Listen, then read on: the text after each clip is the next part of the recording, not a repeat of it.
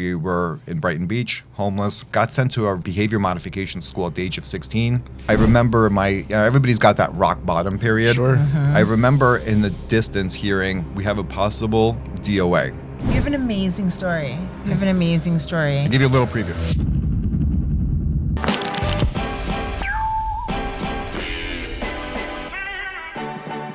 So we have an amazing story. We're here with Dmitry Kievsky, right? You said it perfect. Thank you. From United Mortgage. But real estate saved his life. And you have to tell us this story because it's a big one. It's amazing. Yeah, I don't know how much time we have, how many days. No, I'm just kidding. It is quite the story, but I can get into it. I'll give you the short version. I want the juicy version. You want the juicy version? Yeah. All right, I'll give you the juicy version. So I got into mortgages accidentally. I was going to college. I was in University of Delaware, where I completely flunked out. Just to give you a backstory so this all makes sense, I grew up in Ukraine. That's where I was born. We left right after Chernobyl. Wow. I came when After Chernobyl. right after Chernobyl. So you're radioactive? I believe I am. I don't know if it could be. If you ask my mom, I'm not. But if you ask me, one eye's bigger than the other. She'll just say it was in. I don't know. Who knows? But yes, we left after Chernobyl. I had a short stop in Austria and Italy. We lived there for a few years. And I came to Brooklyn, New York in 1989. Okay. My mother, ironically, was a children's illustrator back in Kiev. But coming here, we had no skills. So, of course, the old bait and switch happened. We thought we had an apartment. We ended up being homeless for the first 19 months of being in America. Wow. So that's just where we were. We were in Brighton Beach, homeless. And then we got our first apartment like almost a year and a half after coming here. Love Brighton Beach. A lot of Russians in Brighton Beach. Love Brighton Beach. Love the restaurants. It's the most authentic that I'll get regarding food and everything where I'm from. But I watched my mother, ironically, and that's where I got my work ethic, just struggle and really hustle. So I'm just used to seeing her work 3 jobs for us to be able to get our first shared apartment. So watching throughout my entire life, just trials and tribulations, a lot of pain, a lot of trauma. I got sent to a behavior modification school at the age of 16, came back at almost the age of 20. So I was in Maine for about 3.5 years. Okay. When I came back home, I went right into college, which is the worst thing that could have happened. Because instead of easing my way back into society, I crashed hard. I went to a school that had 40,000 kids. Naturally, I wanted to kind of relive my entire high school. You know, your 4 years of behavior You wanted modification. to party. I wanted to party. That's Yeah. exactly what I That wanted sounds to do. like military school. It was very similar to it. It was called the Lawn School. So if you have viewers in here that have heard about it, it was very controversial. It closed in 2011. There was a lot of New York Times investigations that happened. It was just a very, very bad place to be. But I, like anything else in life, took the good out of what I went through. But I just fell very hard going into college. And I ended up into a very big drug addiction, where drugs wasn't never even my issue. But it was just something that I got exposed to. I went full blown with it. And you're like in your 20s. I'm at the exactly early 20 years old. You're 20 years old. I'm 20 years old. And I remember everybody's got that rock bottom period. Sure. I remember in the distance hearing, we have a possible D.O.A. Ooh. Oh, they were And talking about you. They were talking about me, and I just remember being on a guardrail on the side of I-95 in Maryland, so about 20 miles away from Delaware, and I just remember that my life, it was almost like a third, like watching it from a third perspective, so I don't know what happened, why I got there, how I ended up, but I just remember my mother saying, I'm not giving you money for a bus ticket, because you'll probably use it for drugs. Wow. But I'm getting you on the bus, you're coming home, and you're going to get yourself a job. Okay. And I did. I came home. She, of course, like any other Ukrainian moms, she thought she was the nurse. So she nursed me back to health for a week. And I got a very strange phone call from somebody that I was in Maine with. And he goes, Dmitry, I don't know exactly what you're doing in life. I haven't talked to you in a few years. But can you meet me for lunch tomorrow? Okay. I said, all right, I'm probably just going to try to get a job delivering pizzas. Let's just meet. It was the funniest thing. We went to a place called Kiku in Alpine. So if anybody knows Alpine, New Jersey. Hibachi. Hibachi. I live close to that. I was waiting for him in my mom's Volvo at the time. I had no Okay. car. And he pulled up in like a $200,000 car. And I remember just screeching right out of the parking lot. And then he called me on this flip phone that I had. And he goes, where are you going?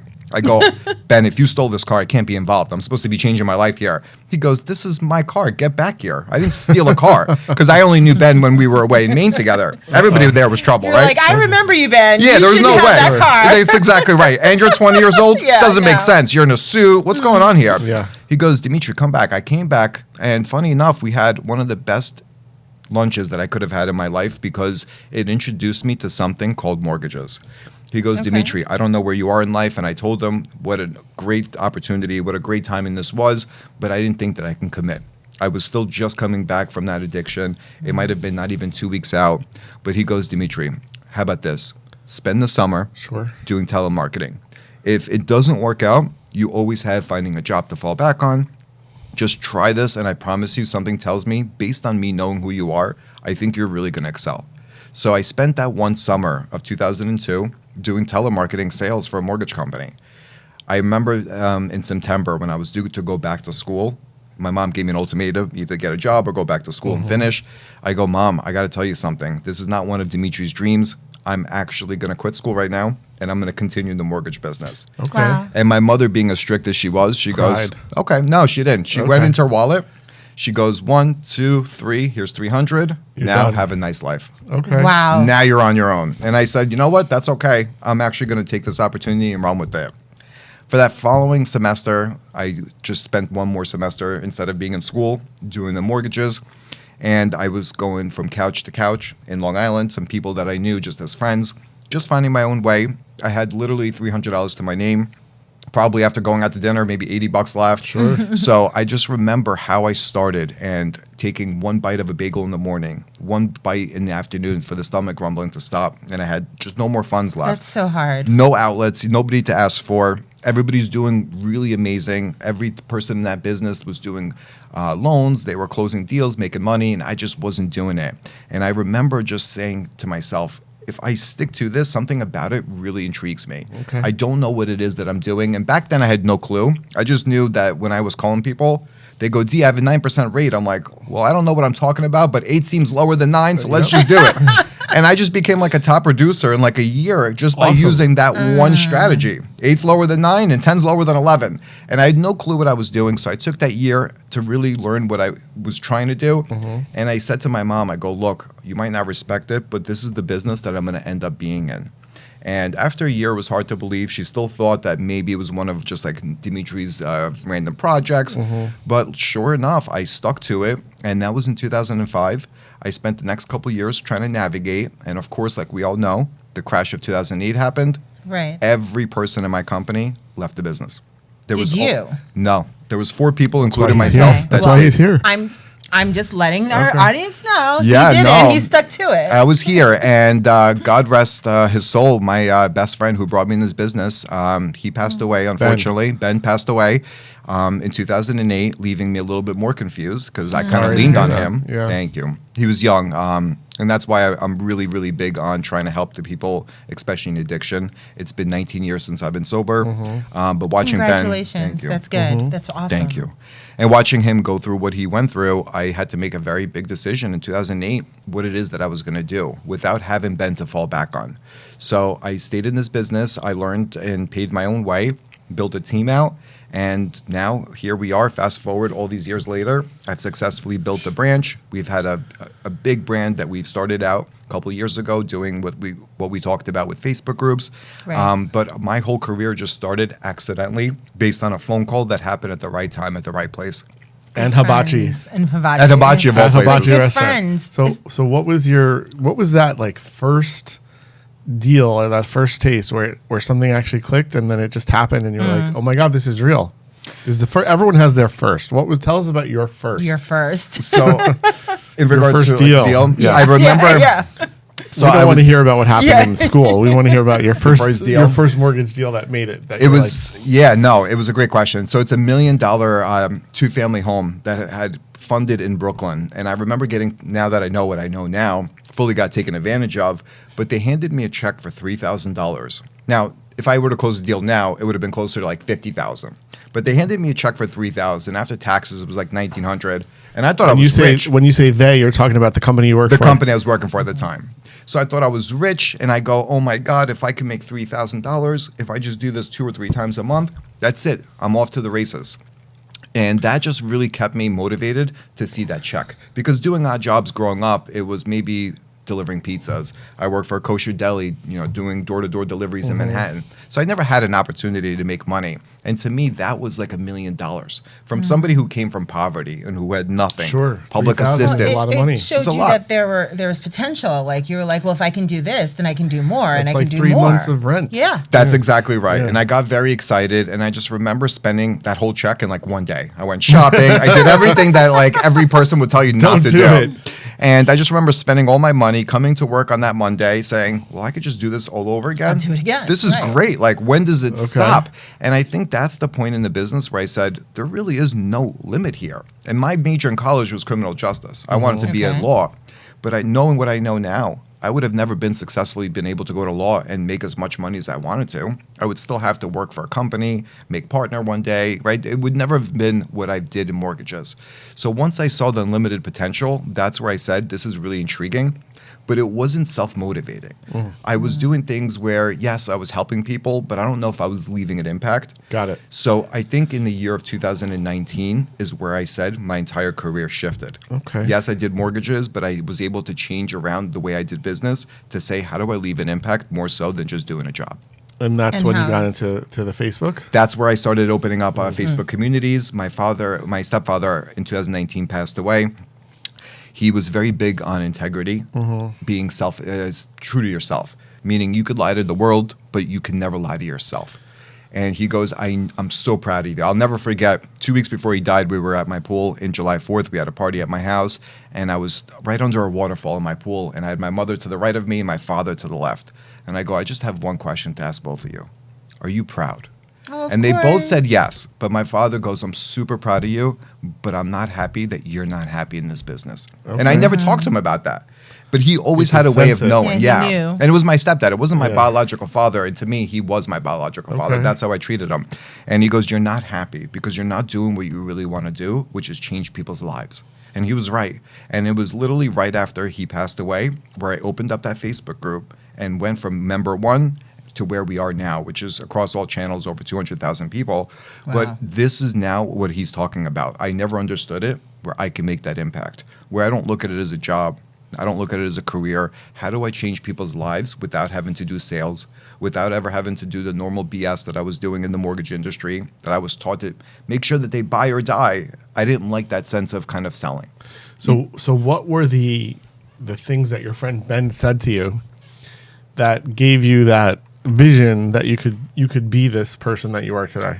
He goes, D, you would not stop. When you were in Maine with me, when we went to school together, he goes, you always had to prove your point. Like now I live by this one phrase called, it's better to understand than to be understood, right? For me, I always needed to I'm be. like, that sounds We're reflecting on what you just said. Yeah, no, I better needed to to. understand than to be understood. Wow. Yep, and And you have the power when you understand. Wow. if you have it, like very similar, like right now, someone can tell me today is Saturday.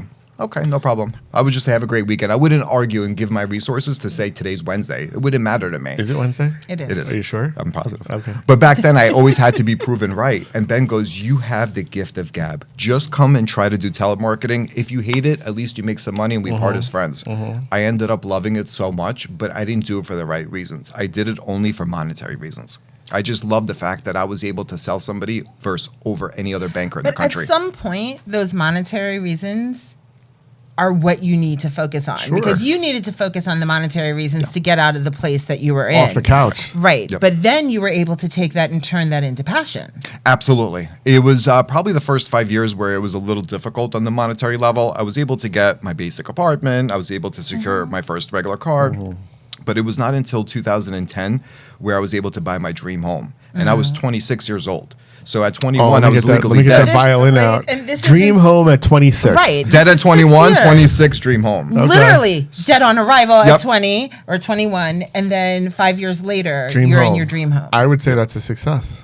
To me, it was the biggest success. I mean, again, it wasn't like the most massive mansion, but to me, it was the being able to actually achieve something that I didn't think and nobody else thought that I was able to achieve it.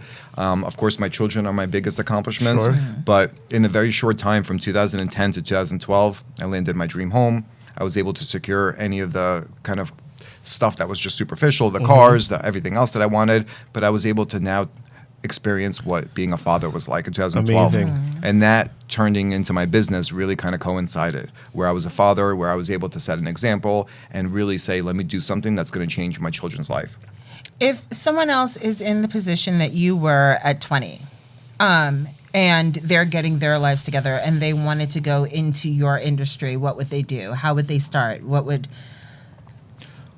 be that catalyst? And is it, like, do you suggest that?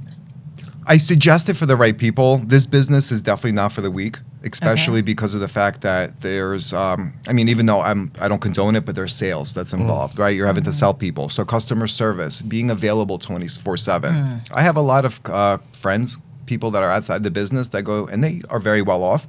They go, Dmitry, I do not want to be bothered after 6 o'clock at night. I don't want to be bothered on the weekends. And that's okay. That's just a certain type of person. For me, I live, breathe, and eat mortgages. Yep. So people reach me. I have 2 phones. One, just in case it dies. And the second one, to make sure people get me on the phone. So I've always made the analogy that I might not be a podiatrist where I'm working 9 to 5. I am like a heart doctor. I am on call 24/7. Shout out to my wife, who was very successful at this, knowing who I am. I cut my honeymoon short by a couple of days just to make sure I came back to a closing. I remade the honeymoon. I came back on it. We did it's it. Valentine's Day. Yeah, I know. Exactly. What the heck? Today might be the day where I should pay for it, but There you I go. definitely make sure that this comes first. A lot of people might not agree with me. They might say family comes first, this. I look at it as this comes first, because without this, we cannot do anything I want to for my family. Right. You're providing for understand your that. family. So Correct. You know, When you were homeless, were you in a shelter? Like, how are you getting by? I literally was able to look up and just stare at the sky. We were on the corner Oh my of goodness. 19th and Avenue X. For the first 6 months, we shifted over to Kings Highway, which is a section in Brooklyn. So we were just on the street. Back then, we didn't have the language. We didn't have the resources to ask for public assistance, to put us in. Like, at that time, I remember walking by the public housing, and I go, Mom, one day if we're really lucky, can we live in this luxury? At least they have a roof. Yes. And I'll never forget that, because I was only 8 years old when I said that, but I remember it like it was yesterday. And coming into my first shared apartment with 5 other families, we had a 1-bedroom with 5 families. I go, oh my God, we're so lucky. At least that there's a roof over it. There's some heat that works occasionally. But watching my mom go from that to being the senior vice president of Victoria's Secret, it went to like... Really? Yeah. 0 to 100. Like, that girl... Wow. My mother, she wants discounts. when I tell you, like, I've never seen a hustler more so but like my that's mother. Amazing. Wow. It was, my hat goes off to my mom. I want to say that I'm very talented at working hard and being resilient. I've never seen somebody like my mother who has a passion for just succeeding. So we have 2 stories, from Right. homeless to Victoria's Secret, and Right. from homeless to senior mortgage We vice should have your president. mom on. Yes. Well, that's where I got the work ethic, making Okay. sure that I see it. You know, the problem is a lot of people lie to themselves. They make excuses. I already work hard. I don't know if this is for me. I've always been practiced self-integrity. So even if I knew that I was messing up in life, I knew how to take responsibility and say, D, cut the crap. This is your life. You're not going to change it. Nobody else will. And I agree 100%. It's okay to mess up. It's okay to take a break, but yeah, don't fool yourself. You control your destiny. If you want to go somewhere, then just work harder. Put the effort in. That's 9 to 6 is bullshit. Work Exactly. 24/7 until you get where you want to go. 100%. So when you were D.O.A., could you have ever imagined the life that you are now living? No, I'm going to say no. I didn't know where my life was going to head. I remember a week after coming back home to Jersey, I remember my mom detoxing me. She goes, all right, so what's your plan? Are you going to go work? Are you going to go back to school? I go, I don't even know what I want to do. Like, I guess I'm doing criminal justice, but I don't think that that's what I want to do. I have no clue. And I remember feeling nervous because everybody else had a normal high school teenage life. They were knowing like career development. They had a sense of what they might want to do. And I just felt like I never knew what I wanted to do. And remember, when I came back, my mother was doing very well. It wasn't like the first part of my life. She was already in northern New Jersey. Got it. My brother at the time was just being born when I was 16, so he just came in the picture. They raised him in Jersey. We moved out of the city. So I saw some luxury where I'm like, I want this, So you went but away how to do I high get school. it? You went away to high school, and then you came back, and your mom had got her life together. Yep, from the age of 16 to 19, it was almost like I always joke with my mom, I'm like, what did you save it for when I was gone? She'd be really successful. How come I got the brunt end of it? Yeah, but her career really took off at 16. She was working private label for Christian Dior and Spiegel brands, and then Victoria's Secret gave her a really good opportunity. She took it, and then we moved to northern New Jersey so they can raise my brother. But without that experience, you may not be where you are today. He's right. Yeah. No, I wouldn't have been. If I didn't even get that phone call, I don't think mortgages would have been a path that I ever would have crossed. It was that phone call that Ben, and I always call it divine intervention. Ben called me at the right time. It was literally after I finished detoxing. No time had lapsed, and if time would have lapsed, I probably would have turned his offer down. Right. I would have been comfortable maybe with a local job or going back to school, and nothing would have changed for me. I would have hit rock bottom once again. I like the fact that you decided that you were going to take it into your own hands. You were going to try and you were going to go for it. Most people are afraid to do that.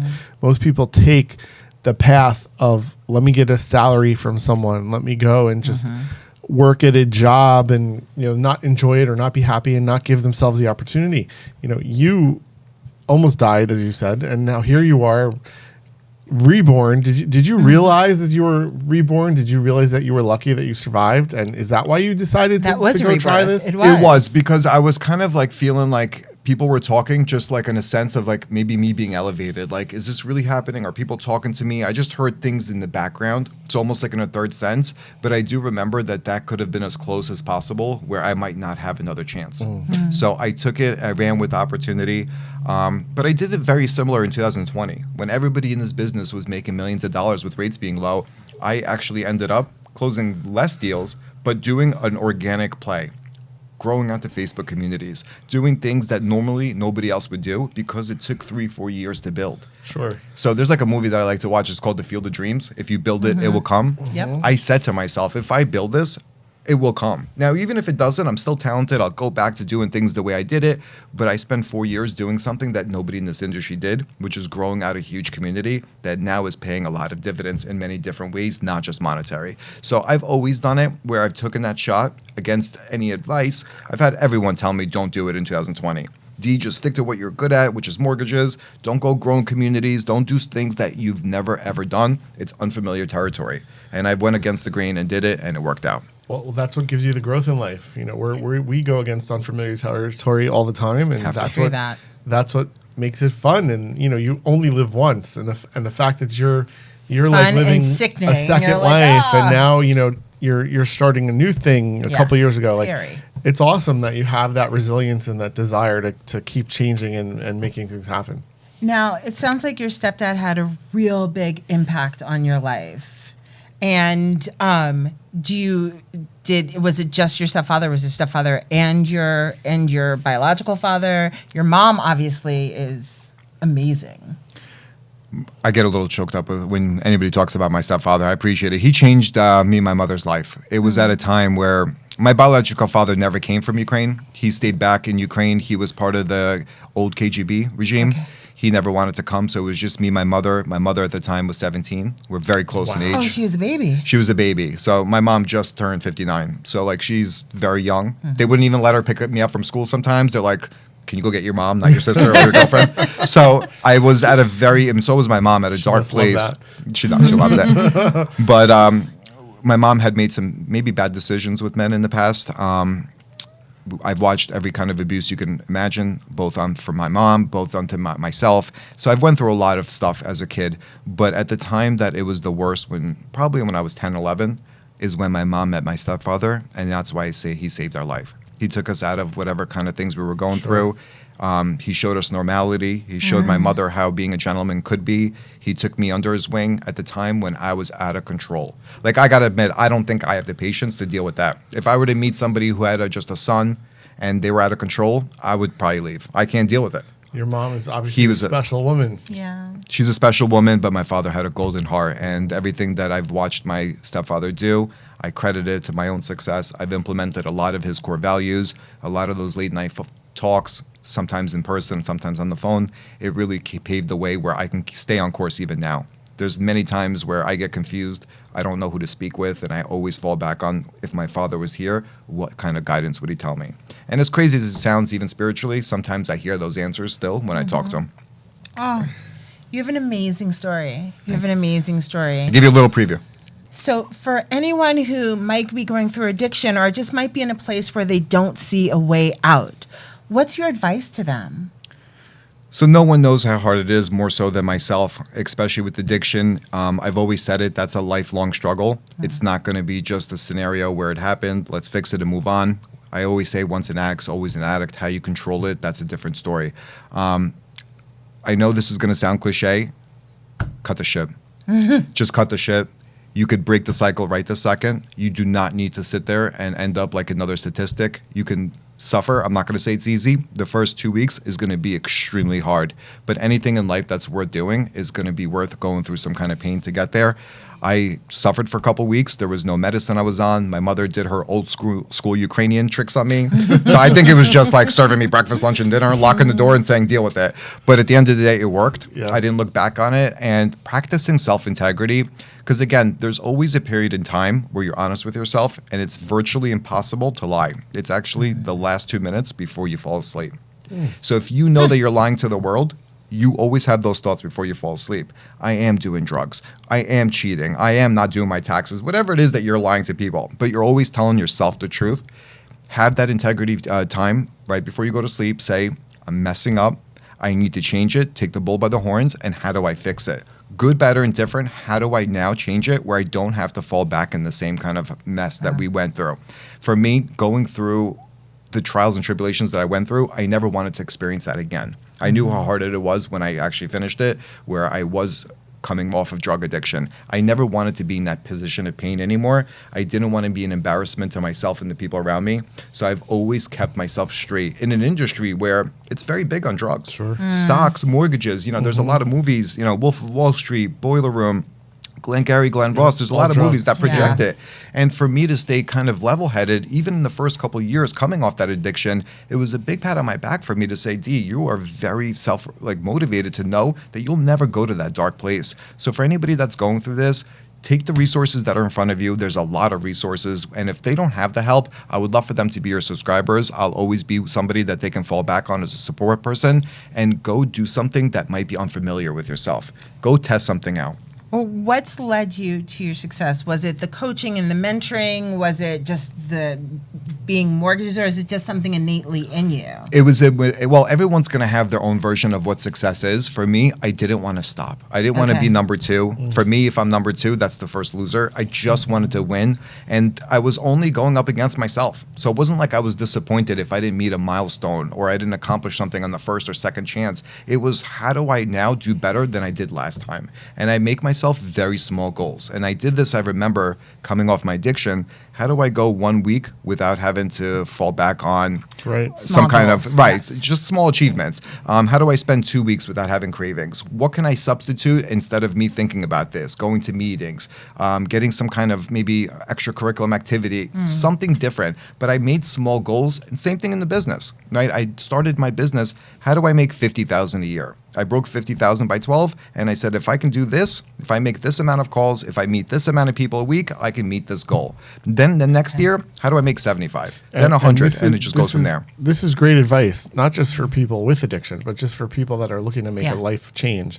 Being able to realize that you can make the difference in yourself if you just decide that you want to do it. Yep. Absolutely. Amazing. What's next for you? What is the future hold? Because if this is the past and we've come to now, President of the United States. So I do have a big project that I'm rolling out in mid-March. So for a lot of us, we've heard of like the Swifties, the Taylor Swift. I want to go on tour very similar to like an artist. So instead of doing my home buying seminars on Zoom, I want to go city by city and now be able to share the same stuff that I share on Zoom in person. So I'm going to take my home buying communities, find out where most people are located, and say, very similar, like a tour schedule. Dmitry's going to be in Boston this week, LA next week, Charlotte, New York, New Jersey, where I can share the stories and the secrets to our home buyers, but also tell people my story, because statistically speaking, a lot of people are experiencing what I went through, Sure. but they'll keep it very hidden. Yep. They do not want about it. Maybe it's embarrassment, maybe it's fear that their family won't talk to them. But at the end of the day, if they could just be very honest with themselves and open, they'll probably realize that's why they are in the position they are if they actually take on what they've dealt with in the past. And again, the fact that you're sharing your story is just so amazing, and just hearing it helps bring up ideas and thoughts that I've had in life, and it helps me understand things, and I know a lot of our viewers are going to feel the same way. So amazing. Thank you. Thank you guys Thank for you. having me, of course. Thanks for watching this episode. Now don't forget to like, subscribe, and leave a comment. And we'll see you next time.